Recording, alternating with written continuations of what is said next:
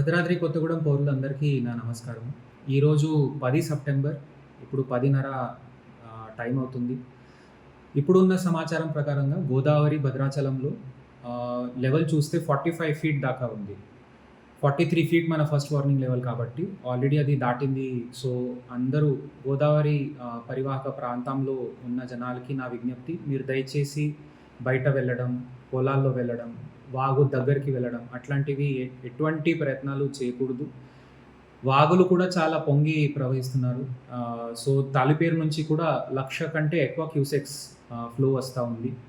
ఇంకా మనకి సమాచారం ఏముందంటే ఇంద్రావతి మరియు శబరి ఈ 2 నదులు ఆ ప్రాంతంలో చాలా భారీ వర్షం జరుగుతుంది.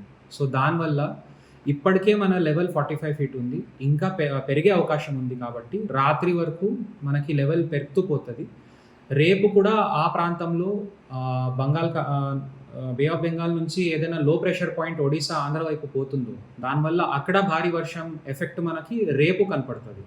సో, అన్ని ఈ అంచనాలు చూస్తే మనకి లెవెల్ గోదావరిలో చాలా పెరిగే అవకాశం ఉంది. కాబట్టి మన గణపతి ఉత్సవం మనం పండుగ జరుగుతుంది. ఈ మధ్యలో గోదావరి నది దగ్గర మనకి గణపతి బాప్పాకి అర్చన చేయడానికి ఏదైనా ప్రయత్నాలు చేస్తే జనాలకి ప్రమాదం ఉంటుంది. సో, నా రిక్వెస్ట్ అందరికీ ఏముందంటే ఈ అన్ని అంశాలు గుర్తించి నది నుంచి దూరంగా ఉండాలి. నది ప్రాంతంలో ఉన్న ఊరందరికీ అనౌన్స్మెంట్ ఈరోజు మేము చేస్తూ ఉన్నాము.